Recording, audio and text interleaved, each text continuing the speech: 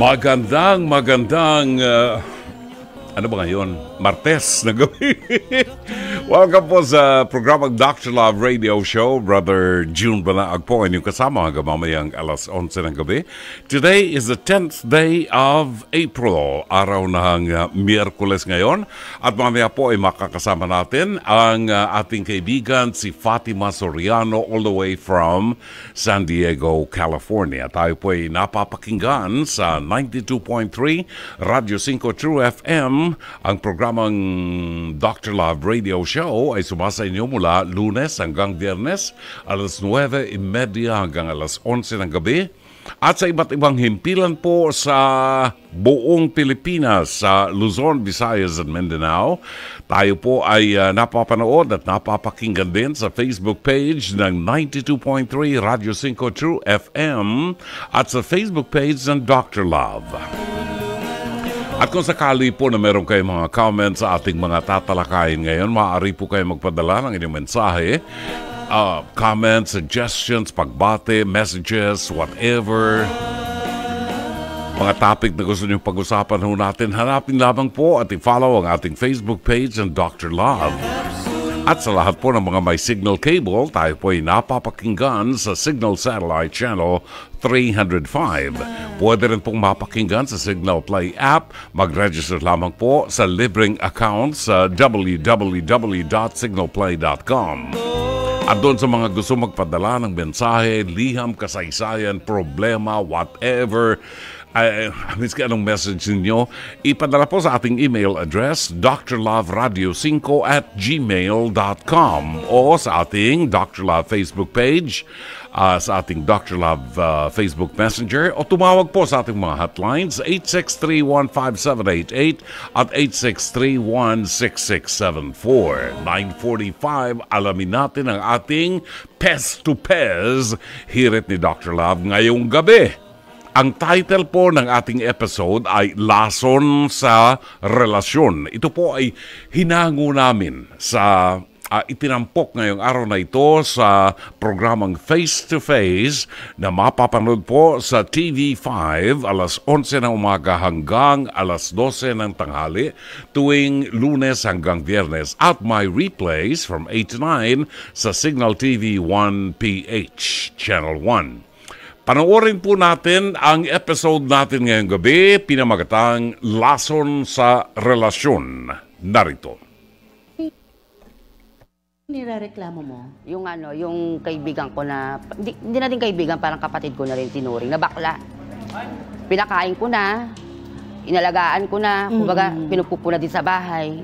Yung pala pati jowa ko kakainin niya rin.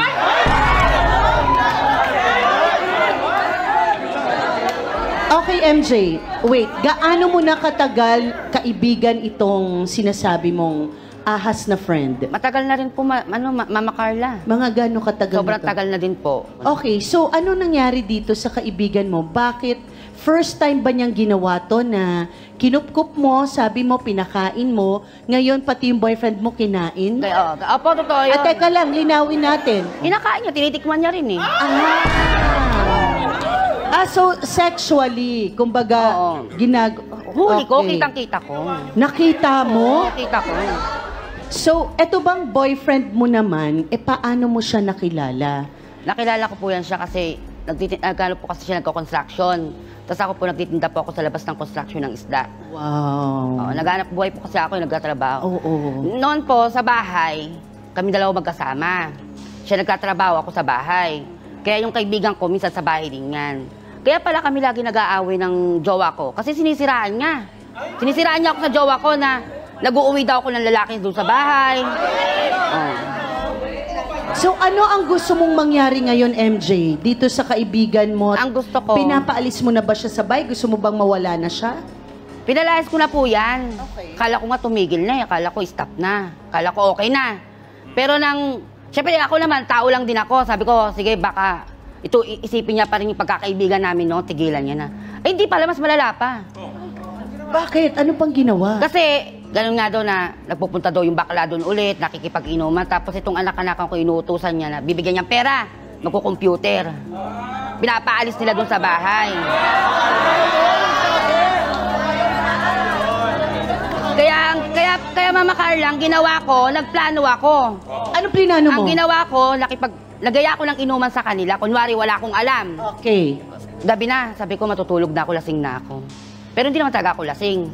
Panggap ko lang yung lasing-lasingan ako. Di, ito na. Nakahiga ako, siguro mga... Nagtulog-tulugan ka. Oo, 3 oras nakalipas, patay na yung ilaw. Parang may kumikis-kis yung sopa namin, tapos may sopa kasi kami. Ay, baka naman naglinis pa, baka naman naglinis. Yung sopa namin, tumutunog. Ngayon... Lumalangit-ngit. Oo, pag akyat ko ngayon, pag tayo ko, binuksan ko yung ilaw, nakapatong ang bakla. Ano ba Kaya ginawa yan? ko, sinampig ako talaga siya, binugbo ko agad siya, pinapalayas ko lang 2. Sabi ko magsilayas kayong 2, pero tong jowa ko, hindi naman siya lumayas. Paano yan? Magkakaharap kayo ngayon at sasagutin niya ang mga revelasyon. MJ, tawagin natin si Jason Pasok.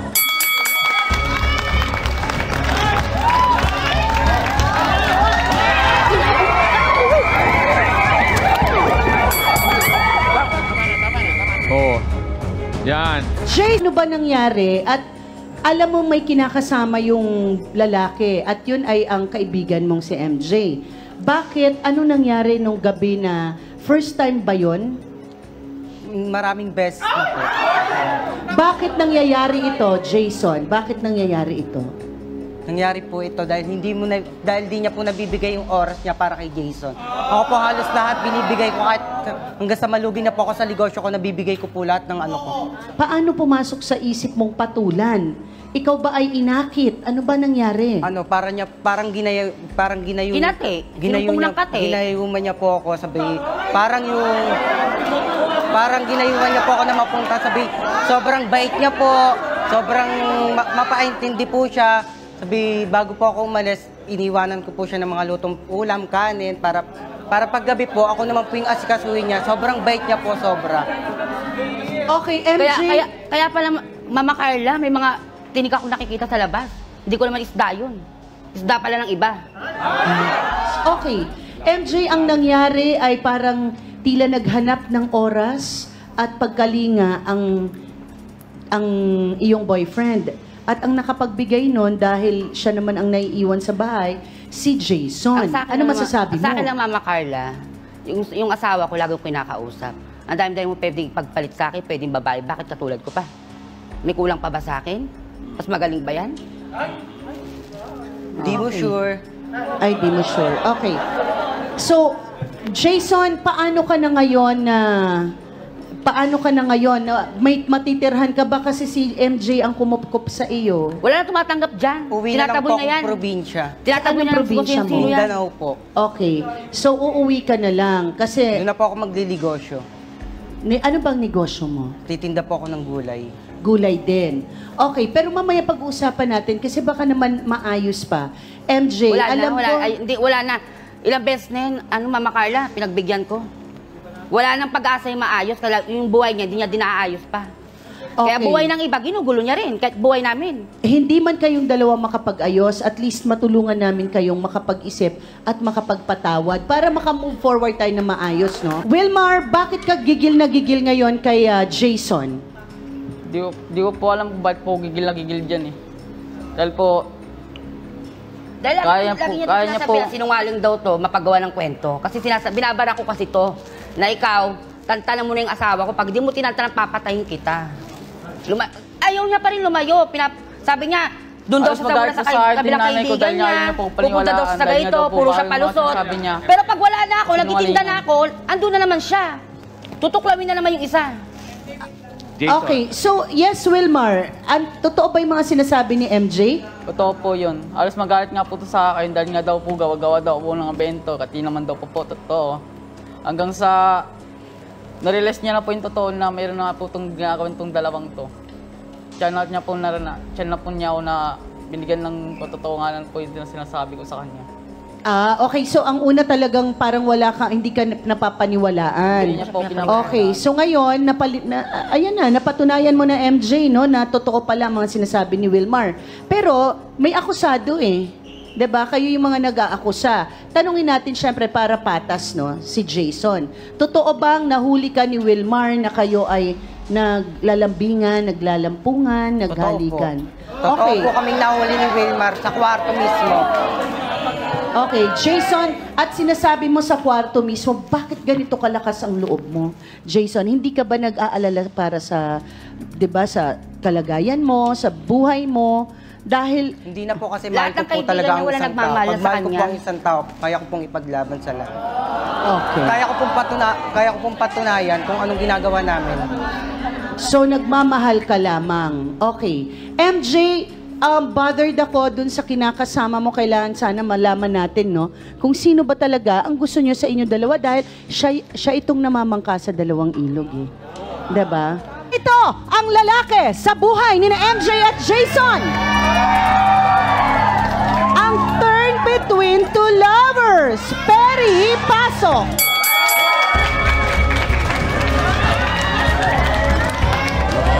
Haba ng buhok.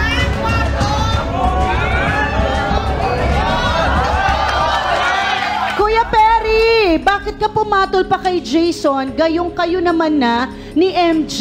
Ano nangyayari? Kasi nga po, Ma'am Carla, ito po si FJ po, wala po kasing oras niya sa akin. Pinatanggal niya ako sa trabaho gawa ng marami siyang sabi niya, nagsiselos siya, ang dami niyang inanod sa trabaho. Eh, siyempre ako naman, sige, umalis ako. Eh, siyempre para Puro sa kabaltara kanya, naman pala, Mama Carla. Kasi yung chinichismis nito sa akin, yung chismis, ginagawa pala ito ng kwento to. Na ako daw mag-uwi ng lalaki doon pag wala siya. Kaya sabi ko, kung ganyan ka, ako na lang magtatrabaho, ako na lang maghanap buhay. Kaya mo pinatigil Oo. para nakaabantay Sabi ko, ka ako na na lang lang. sa bike. Totoo ba to, Perry? Apo, Ma'am Carla. Okay, Yung pala- Perry, pero alam mo ba na itong Ay- si Jason ay matagal nang magkaibigan silang dalawa? Apo, Ma'am. Bukod sa oras, ano pa ang pagkukulang sa tingin mo ni MJ? Gano'n po kasi, Ma'am Carla, masyado po kasi siyang selosa. Dito nakita ko, alam niyo, may hangover pa ako nung mga pagnililay natin nung panahon ng Semana Santa, ng Kwaresma. At unang pumasok sa isip ko dito yung isang simpleng word taken from the 7 last words, I thirst. Nauuhaw ako. Ako'y nauuhaw. Tingin ko itong anong pangalan, si Perry. Si Perry ay talagang uhaw na uhaw, bagamat ibinigay sa kanya lahat ni MJ ang pangangailangan niya. Nagtatrabaho siya, di ba? Sabi ni MJ, huwag ka na magtrabaho, diyan ka na lang sa bahay. Susuplayan kita ng lahat ng pangangailangan mo. Si MJ, nasubsob ang ulo sa paghahanap buhay. At hindi na niya nakita yung pangangailangan ng kanyang kapartner. So, yung pala ang pag-ibig pala talagang hindi namimili ng gender. Di ba? So nakita natin very clear na dito sa ating buhay ngayon sa mundo, hindi tayo kinakailangang malibang sa mga pangangailangang makalupa. No? Kasi may taong naghihintay ng pag-ibig, ng panahon. Nagsusumigaw, I thirst, pero hindi siya nadidinig dahil nakafocus si MJ sa bagay na makalupa. Para maibigay ko sa iyo ang lahat. Pero sa pag-ibig, hindi lang yung bagay na makalupa ang magpapasaya. Yung panahon mo na makasama kita rito, yun ang mahalaga. Na naibigay ni Jason. Ang problema dito, si Jason, medyo naging masyadong maluwag. Na hindi na niya naisip na yung nangangalaga sa kanya, si MJ, hindi dapat pagtaksilan, di ba? Pero umiibig Yan ang misteryo ng pag-ibig, di ba? Ngayon, ang katanungan dito, kaya bang patawarin ni MJ si Perry? Dito natin makikita ang lalim ng pag-ibig. At kung magkabalikan sila, anong gagawin naman ni MJ para mapunuan ang pagsigaw ni Perry ng ako'y nauuhaw? See? Ito naman si Jason, willing naman siyang ibigay ang lahat. Kaya napunta sa kanyang atensyon nitong si Perry. Tanong, pagkatapos ng lahat ng ito na mahuli ka, Perry, na nagtataksil sa isang taong nagmamahal sa iyo, babalik ka pa ba sa kanya? May mukha ka pa ba na iyaharap kay MJ o ipagpapatuloy niyo na ang inyong relasyon ni Jason na nagbabalak bumalik sa probinsya? Yan ang katanungan. Katapatan sa isa't isa, commitment sa isa't isa, yan ang mahalaga sa isang relasyon. Salamat, Mama Carla. Maraming salamat, Dr. Love. Walang anuman, Mama Carla. Ayun ang tanong. Kita niyo talaga. Tunay na pag-ibig ba ito? Tunay na pag-ibig ba ito kay Perry? Di ba? Nagkaasan, may anaconda. Ito bang kay Perry talagang seryoso siya na umiibig siya dito kay Jason? Di ba? Itong si Jason ang anaconda. Ayun, inahas niya. Sabi nga ni MJ, pinakain ko na nga siya. Pero ginawa naman ni Jason, yung akin namang ka-live-in, yun ang kinain niya. Ay, anaconda nga, di ba? Ay, gulo ng buhay niyo. Ano ba, may Diyos ba tayo sa puso natin? Ba't hindi tayo maghanap ng sarili natin? Huwag tayong mang-agaw ng pag-aari ng iba. O siya, tayo babalik. Pagkatapos natin, magkakaroon tayo ng ating news break. At pagbabalik natin, antabayanan po natin si Fatima Soriano all the way from San Diego, California para makatuwang po natin sa pagninilay sa mabuting balita. Ganap ng 10:00 ng gabi. At kapayapaan, pagkain pang spiritual, hango sa bagong tipan ng banal na aklat. Pagkain pang spiritual.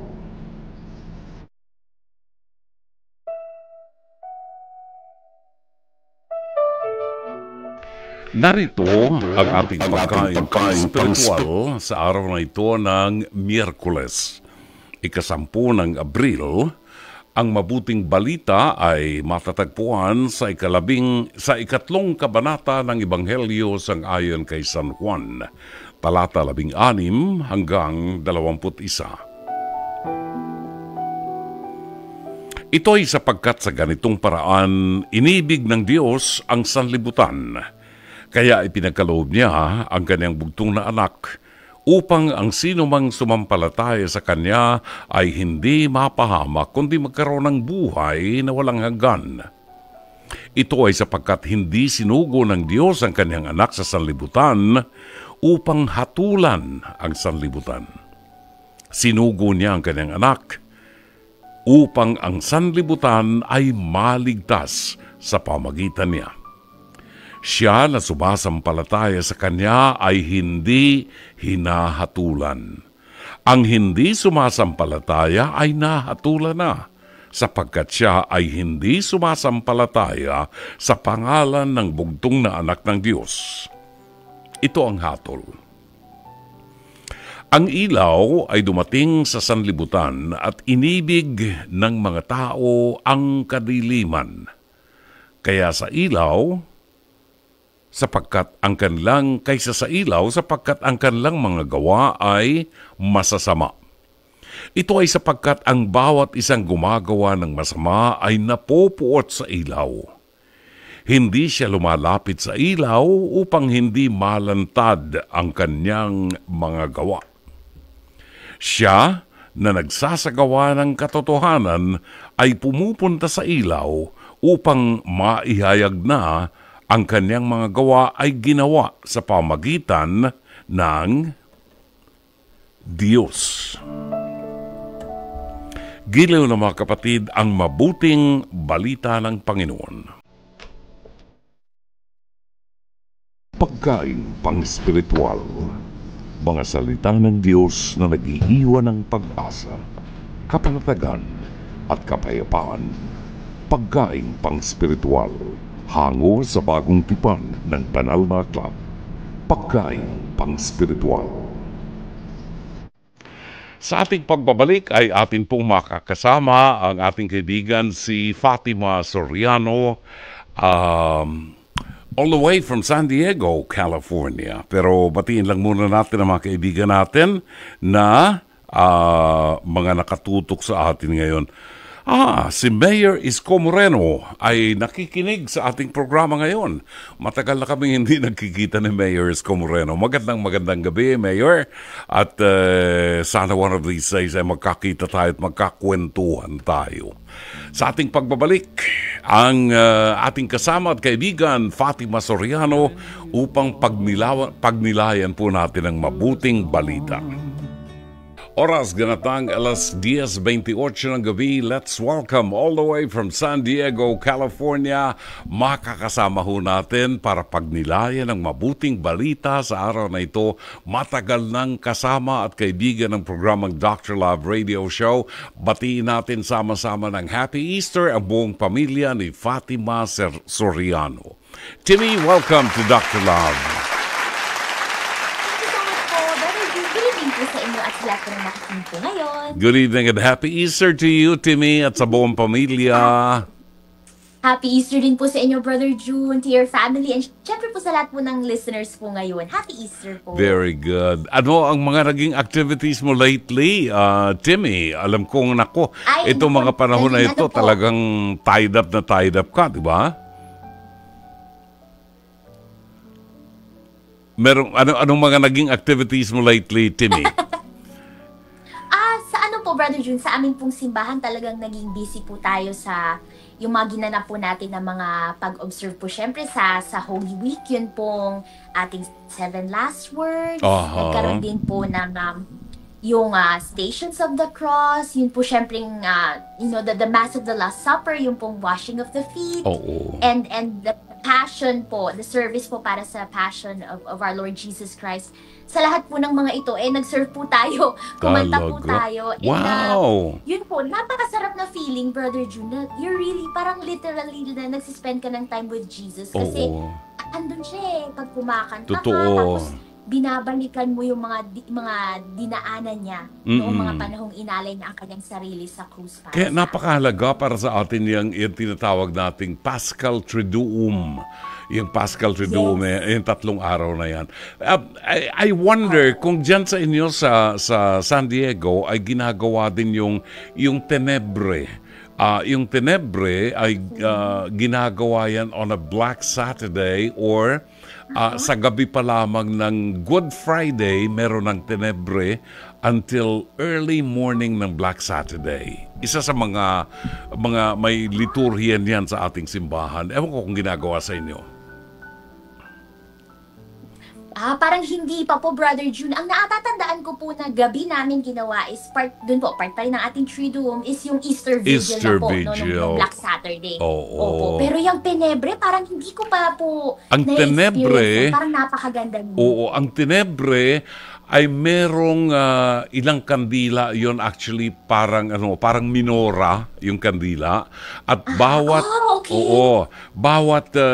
may mga sequence sila, isa-isa nilang pinapatay yung mga kandilang yon. Meron silang binabasa ng mga gospel reading, but they do it on a Saturday, early morning ng Saturday. Unti-unting pinapatay yung mga kandila. Ito'y mga pagninilay nila doon sa paghihirap ng Panginoon at sa kanyang pagkamatay at ang pagbaba ng Panginoon doon sa daigdig ng mga patay on a Black Saturday. Yon. Kasi hindi natin napag-aaralan na yung Black Saturday na yon, wala, ang sabi ng matatanda, patay ang Diyos, di ba? Yes, po. Di ba? Walang activities sa simbahan natin. Napakalungkot sa simbahan. Walang activities nung Sabado ng madaling araw na yan. Di ba? Ang dahilan ay sapagkat ginugunita natin na sa pagkamatay ng ating Panginoong Jesucristo, bumaba siya doon sa lugar ng mga patay at dito ay inipon niya ang kaluluwa ng mga taong namatay ahead of us at ililigtas niya yon. Kasi ang langit ay wala pang tao. Okay? Wala pang tao ang langit. Ang susi ng langit para maipasok itong kaluluwa ng mga nangamatay ahead of us ay ang pagkamatay at muling pagkabuhay ng ating Panginoon.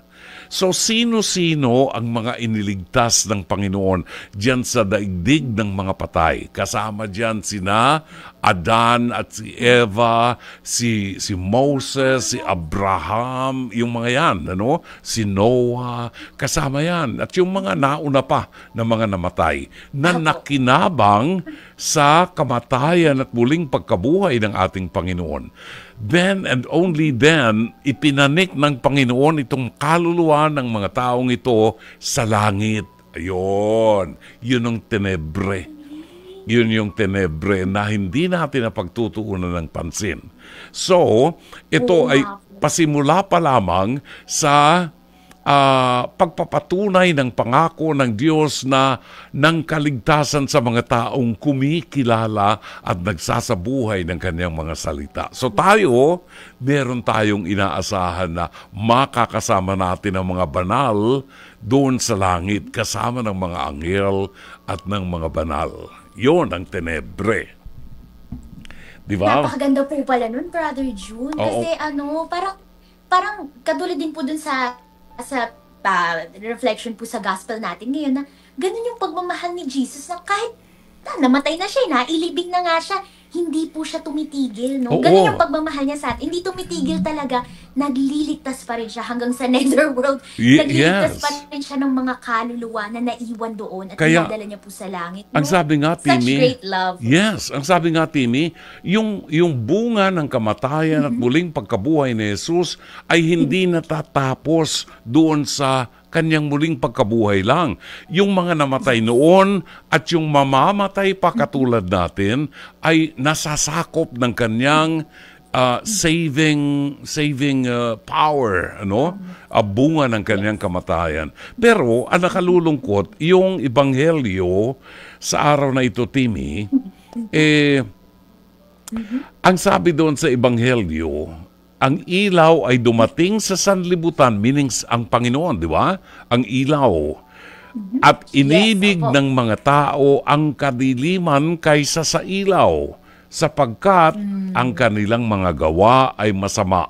Ito ay sapagkat ang bawat isang gumagawa ng masama ay napupuot sa ilaw.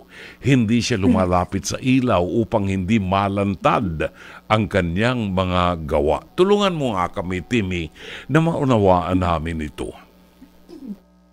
Ay kasi po, Brother June, napakarami po sa ating mga kapatid ngayon na nakakalungkot na talaga pong nasasadlak pa rin sa buhay ng dilim, ng kasalanan. Kasi pag tayo gumagawa ng kasalanan, naniniwala po ako na we justify it to ourselves kung bakit natin ginagawa ang mga kasalanan ito. Nagbibigay tayo ng mga excuses, ng mga dahilan na maaaring hindi naman laging tunay sa ating mga sarili para mabigyang daan yung ating mga ginagawang kamalian. Ngayon, dilim po yun, di ba? Nakatago. It's a secret. We're keeping it a secret to ourselves that we're doing something wrong.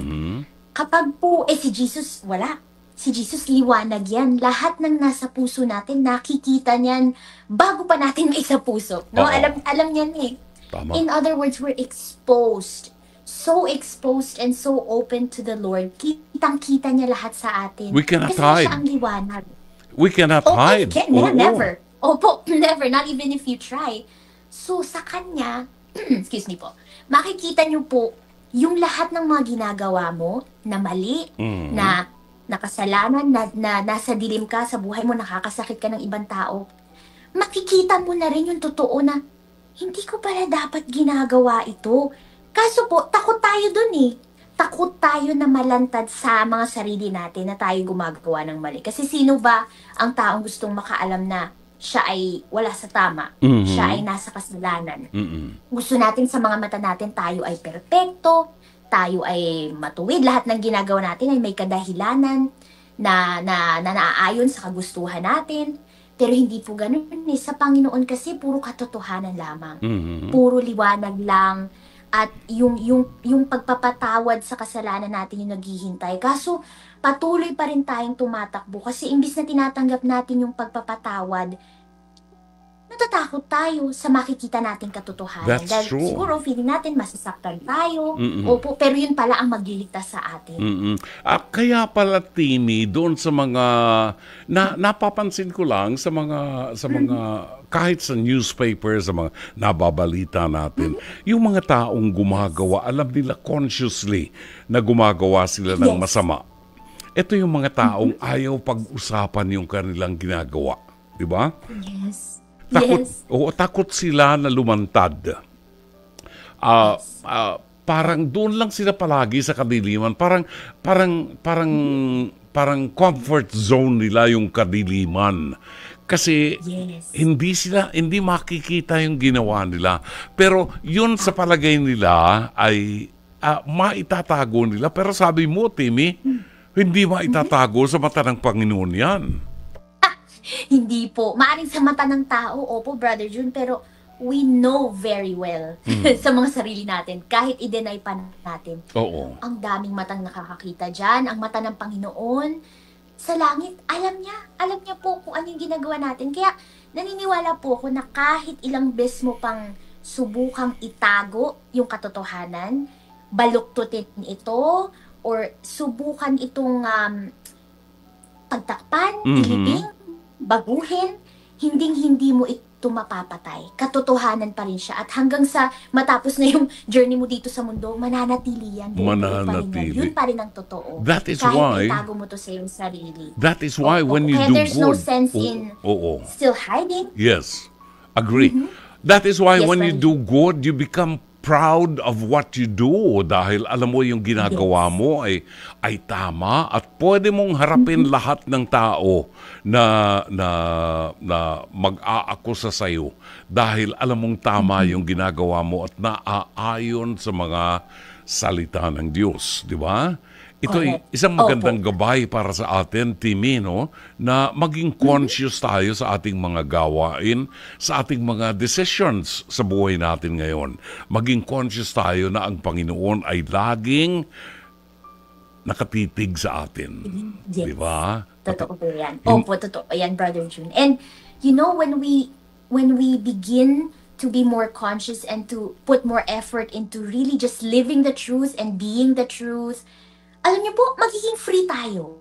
Right. Tunay tayong magiging malaya kasi ang tao na nabubuhay sa kasinungalingan, hindi po talaga sila malaya. Bawat galaw nila, dinumero yan. Sabi ni Father Jerry Orbus noon. Oo. Walang kapayapaan yung mga nabubuhay sa kasinungalingan kasi kahit huling-huli na sila, to themselves, they're deluding themselves na hindi. Totoo ang ginagawa ko. Kaya lahat po ng galaw nila ay measured kasi konting galaw lang, ay baka lumabas ang katotohanan. Right. Ayaw nila yun. Kaya po, nasan doon ang kalayaan? Oo. Pero para sa atin na nabubuhay sa katotohanan, wala tayong worries. Makakagalaw tayo ng malaya, makakapagsalita tayo ng malaya kasi nabubuhay tayo sa liwanag at sa katotohanan. Alam mo so it's a good thing to think about. Alam mo na, patunayan namin yan, Fatima. Kamakailan lamang nagkaroon kami, kahapon, the other day, nag-taping kami ng face-to-face. At merong isang case kami doon na yung isang babae ay nagsisinungaling. Ang napuna lang namin, inconsistent ang kanyang mga statements. Oo. Mali yung mga statements niya. Pero pinipilit pa rin niya na ma-justify yung mga kamalian. At ganyan ang isang taong nasa dilim, di ba? Yung, miski paanong gawin mo, pag nagsinungaling kang minsan, gagawa ka ng kasinungalingan na naman para mapagtakpan yung kasinungalingan mo. Di ba? And patuloy na, it becomes a cycle, di ba? At doon napapalayo ka sa liwanag. Totoo po. One lie on top of another. And Brother June, pag ganun, tama kayo, cycle, hahaba lang ng hahaba yung kasinungalingan. Kasi dadami, madadagdagan ng madadagdagan. Hahaba ng hahaba yung kwento, hahaba ng hahaba yung kasalanan. Lulubog ka ng lulubog dun sa dilim na yun. Eh, paano? Parang quicksand yun di ba po? The more you dig yourself into it, the more you will not be able to free yourself. I And agree. nakakalungkot po na may mga nabubuhay ng gano'n. Ay, naku, totoo. Nakakalungkot talaga. Mabuti na lamang at meron tayong programang ganito at nakakasama natin si Oo. Fatima Soriano para mapagnilayan natin yung mabuting balita. Yan po ay isang pagkalabit sa atin para pag-aralan din natin ang ating buhay. Tayo ba'y nabubuhay ng naaayon sa kalooban ng Diyos? Hindi naman tayo banal, pero nagpipili tayong maging banal. Yun po ang magandang punto de vista. Yung tayo'y nagpipilit magpakabanal at naaayon ang buhay natin sa salita ng Diyos. Sakali mang tayo'y mahina, tayo nagkakasala, it's normal sa mga taong katulad natin, pero huwag mawawala ang pag-asa na tayo ay gagabayan ng Diyos kapag tinanggap natin siya sa buhay natin. At sa oras na ito, nais nating hilingin kay Fatima na ipagdasal din tayo, no? Lalo na yung mga taong dumadaan sa mga pagsubok ng buhay na minsan ay nagsisinungaling na talaga para lamang ma-justify yung gusto nila. Ipagdasal din natin yung mga taong nasa kadiliman na sana ay makita nila ang liwanag ng Panginoon at makasama natin sila na nabubuhay sa kaliwanagan kasama ni Kristo. Let's ask Fatima to pray for us. Timmy, pwede ba? Opo naman, Brother June. In the name of the Father, and of the Son, and of the Holy Spirit. Amen. Lord, maraming salamat po sapagkat kayo po ang aming liwanag, kayo ang aming katotohanan, kayo ang aming nag-iisang daan at buhay. Salamat po. Patawarin niyo po kami sa panahon na isinasawalang bahala po namin ang biyayang ito kung sino po kayo sa aming buhay. Madalas pa nga po yung mga tinatahak naming daan ay taliwas sa nais po ninyong landas para sa amin na daan lamang patungo sa kapayapaan, kaligayahan, tunay na kabanalan. Lord Jesus, we are not perfect. We are human beings who sin, and yet you love us anyway. Palagi niyo po kaming gabayan upang bagamat hindi po perpekto ang aming mga gawa, salita, at pamumuhay, ay patuloy pa rin po kaming matutong kumapit pa sa katotohanan. Mabuhay sa katotohanan. Nawa po ang ibabahagi rin namin sa ibang tao ay ang katotohanan ito. Huwag po nawa kaming magtago, mabuhay sa dilim at kasinungalingan, lalo na kung ito po'y nakasasakit na sa aming mga kapatid. And Lord, teach us to use even our voices, even in the silence, to speak the truth. Nawa po'y huwag kaming matakot sa sasabihin ng daigdig o gagawin ito sa amin. Kahit po nag-iisa lamang ang aming tinig at mumunti lamang, nawa po'y palagi naming ipahayag ang inyong salita, ang inyong katotohanan sa ibang tao, upang magabayan din po namin sila patungo sa inyo, upang mabuhay rin sila sa inyong mga kamay, sa inyong daan. Maraming salamat po, Lord Jesus, for your grace, for always forgiving us, for always giving to us. May we not give up on ourselves as well. May we not give up on your love for us. And may we stop hiding our hearts, Lord Jesus. May we come into your light. We thank you, Lord Jesus. Thank you, Holy Spirit. And thank you, dear Mama Mary. Amen. Amen. Maraming salamat, Fatima. Talagang iba pang si Fatima nagli-lead ng prayers, no? Talagang kahit nakapikit ka, mararamdaman mo parang merong anghel dun sa tabi mo talaga na naggagabay sa'yo. Timmy, I thank you so much and maraming salamat sa buong pamilya mo sa pagpapahiram sa amin every Wednesday. Ay maraming salamat din po, Brother June, sa palagi pong pag-imbita sa amin upang makasama pong magnilay sa inyo. Talagang walang katulad po ang talagang pag mag-reflect sa gospel po with you. We learn so much and we become so blessed. So, thank you so much po and God bless you din po. God bless you too, Timmy, and Happy Easter to everyone. Maraming salamat. Happy Easter po! Salamat you. po. Happy Easter din po sa inyo. Nakasama po natin Miss Fatima Soriano all the way from San Diego, California. Maraming salamat sa buong pamilya ng Soriano na every Wednesday po ay nakakasama natin at bibigay ng pagkakataon sa atin na makasama si Timmy sa ating programa. Panalangin para sa kagalingan kay Santo Padre Pio. Sa sandaling ito ng inyong panalangin, damahin niyo ang presensya ng Diyos. Ang presensya ng Diyos Ama, Anak at ng Espiritu Santo. Damahin niyo ang presensya ng Diyos Anak, ang bugtong na anak ng Diyos, nagkatawang tao tulad mo. Buksan ang iyong puso. Ilahad sa Diyos ang lahat ng iyong mga sugat, ang iyong mga pangangailangan at mga hinaing. Kasama ng iyong mga sugat sa puso, ng iyong mga pagdurusa at ng iyong mga pangangailangan. Ilarawan mo sa iyong isipan na ikaw ay nakatayo sa harap ni Padre Pio. Mahal kong Padre Pio, ngayon ay lumalapit ako sa iyo upang isama ang aking mga panalangin sa libu-libong mga panalangin na iniaalay sa iyo araw-araw ng mga taong nagmamahal at nagdedebosyon sa iyo sa buong daigdig. At dahil sa iyong pakikipagkaibigan sa Panginoon, dahil sa iyong pakikiisa sa nakapakong si Jesus, binibigyan niya kami ng kagalingan sa pamamagitan mo. Kaya ngayon ay hinihingi namin sa iyo ang kagalingan at kapatawaran.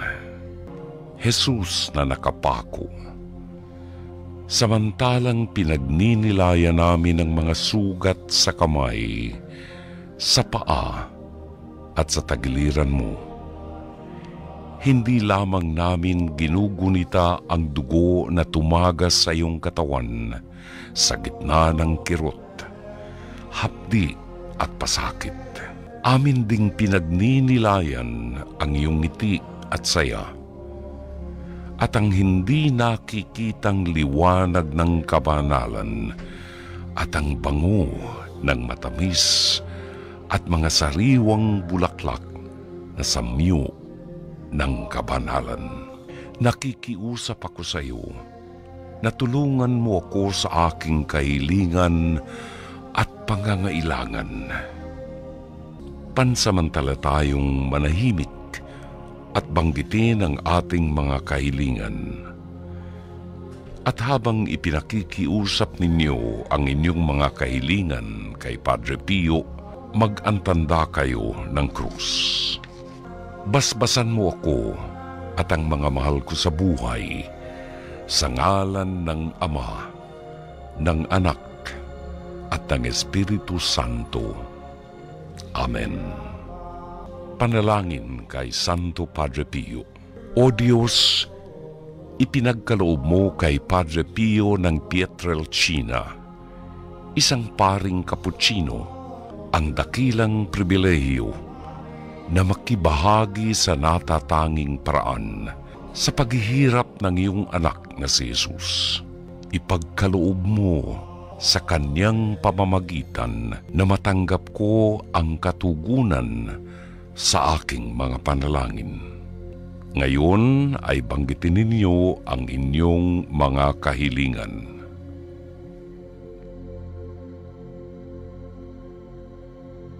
Na buong puso kong ipinagkakatiwala sa iyo. Subalit, higit sa lahat, bigyan mo ako ng biyaya na mabuhay nang naaayon sa kamatayan ni Jesus at ng kanyang muling pagkabuhay upang ako'y makarating sa kalwalhatian ng kanyang muling pagkabuhay. Luwalhati sa Ama, sa Anak at sa Espiritu Santo. Amen. Luwalhati sa Ama, sa Anak at sa Espiritu Santo. Amen. Luwalhati sa Ama, sa Anak at sa Espiritu Santo. Amen.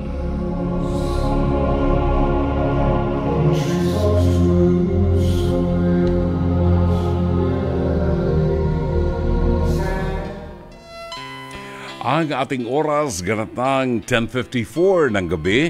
Batiin ko lamang po ng happy birthday ang aking kapatid, Dr. Elmer Ponzalan. Si Yusek Elmer Ponzalan ng Department of Health. He is celebrating his birthday today. Happy birthday, Dr. Elmer Ponzalan. Dalangin po namin na sana ay mas marami pang biyaya ang tanggapin mo at ang iyong buong pamilya. Isa sa mga iginagalang natin na naglingkod sa ating pamahalaan nang walang bahid ng korupsyon ang kanyang paglilingkod. Hanggang sa ngayon, wala pong kaso na i-file sa kanya, laban sa kanya.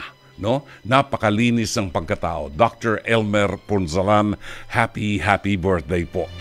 Happy birthday! At siyempre, batiin natin ang belated happy birthday dahil kahapon po ay nagdiwang ng kaarawan ang isang lalaking mahaba ang buhok. Yan, haba ng buhok, pogi eh. Si Richard Christian Fabella Jr. Happy birthday! Siya po ang fiancé ng ating producer na si Jen Ganda Morales. Belated happy birthday, Sir Richard Christian Fabella. Siguro sila may-ari ng Fabella, Memorial Hospital, Wow, mga mayaman yan. Diba? Pero ang sabi ni Jen, isa sa pinakamagandang lalaking nakita niya sa balat ng lupa. Uod ng gandang lalaki. Iyang si Mr. Richard Christian Fabella Jr. Happy birthday po! Maraming salamat kay Sherry Picho ng Seattle, Washington, Francis Anthony Gador ng Antipolo, Miles Macabentaraya, Judith Vicente, Lina Ho ng Claridel, Bulacan. Magandang gabi kay Lynn ng Brussels, Belgium. Birthday po ng lola ko in heaven. Hindi na niya nailagay ang pangalan ng kanyang lola. Good evening kay Jesusa de la Viña Isip, kay Marvin Riabad. Magandang gabi. Buhat sa North Caloocan. Evelyn Fortunado, Lilian Panaligan Buen ng Parañaque City. Engineer Mercy Santos na nakasalo ko sa Chicharon Bulaklak. Diyan po sa Serendra. Maraming salamat sa iyo, kay Engineer Mercy Santos, Adela Ahonen, Francis Anthony Gador, Chato Sakluti at Analisa Fragata Roquero. Magandang gabi at happy listening po sa inyong lahat. No? Happy listening po sa inyong lahat. Mga mba ni Noel Cabangon. Pansamantala po ay wawakasan na natin ang ating programa at muli tayo magbabalik bukas ang gabi alas 9:30 hanggang alas 11 dito rin po sa 92.3 Radio 5 True FM.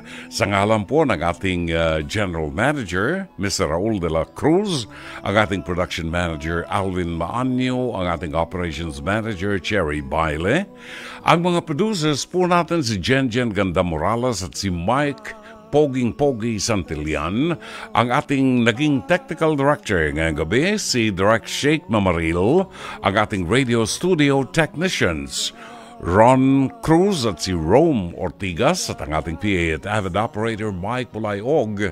Ito po naman si Brother June Banag, OP, pansamantalang magpapaalam. Hanggang bukas muli, magandang gabi. Maraming salamat. Shalom Aleichem.